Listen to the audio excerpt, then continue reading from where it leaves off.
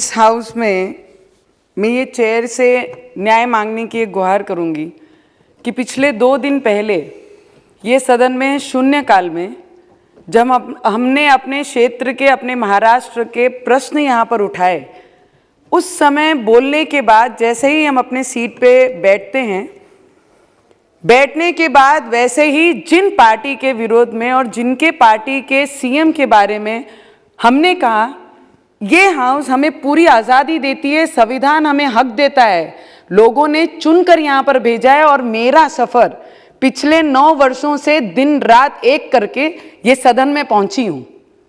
खून का पानी करके एक एक दिन, एक एक घंटे, एक एक मिनट मेहनत करके ये सदन में पहुंची हूँ। ना ही कोई पार्टी से दबने के लिए, ना ही किसी लीडर के धमकी और थ्रेटनिंग देने के लिए। बाहर मुझे अगर कोई थ्रेटनिंग करेगा तो मैं इतनी जवाबदार व्यक्ति हूँ अपनी जीवन में, क्योंकि बचपन से काम करती आई हूँ, तो उसे जवाब देना और उसके साथ लड़ना ये मुझे अच्छी तरीके से पता है और यही मैंने मेरे जीवन में सीखा है।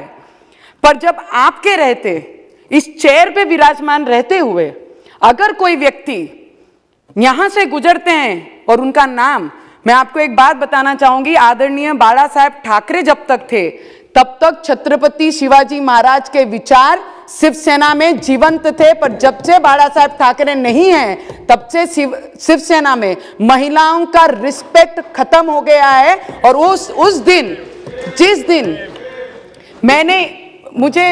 मुझे आपको इस पे टाइम देना पड़ेगा, आप बल्कि इसके बाद मुझे वक्त ना दें, मैं आपसे ही सिर्फ विनती करूंगी।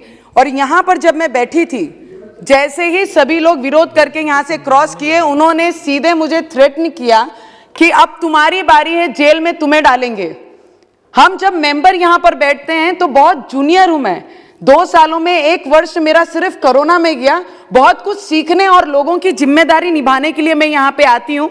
मैं आपसे सिर्फ न्याय की गुहार लगा रही हूँ कि सर, आपके उपस्थिति में ये हाउस के अंदर अगर ऐसा महिलाओं को महिला करके डरा दिया जाएगा, धमका दिया जाएगा, जेल में भेज दिया जाएगा बोलेंगे, तो महिलाएं वैसे भी पुरुषों के मुकाबले हम यहाँ इस घर में कम हैं। अगर ऐसे धमकी देने वाले लोग अगर इस हाउस में आते जाएंगे और धमकी देंगे तो आने वाले समय में महिला इस हाउस में आने के लिए भी डरेंगे।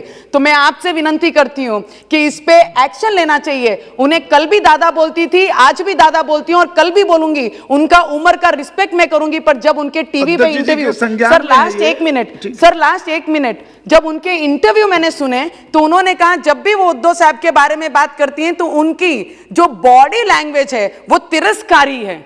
मुझे अब ये सिखाएंगे या महिला सांसदों को ये सिखाएंगे कि महिलाओं की बॉडी लैंग्वेज हाउस में किस तरीके से होनी चाहिए। अरे हमारे फादर और मदर, हमारे पेरेंट्स हमें सिखाते हैं कि जिंदगी में लड़ लड़ के आगे कैसे बढ़ना चाहिए, और इनसे हमें बॉडी लैंग्वेज सीखने की जरूरत नहीं है। मैं आपसे न्याय की मांग करती हूं कि आपकी चेयर मुझे इस बात के लिए न्याय देगी, नहीं तो इस सदन में हर कोई महिला आने से डरेगी। सर, धन्यवाद आपका।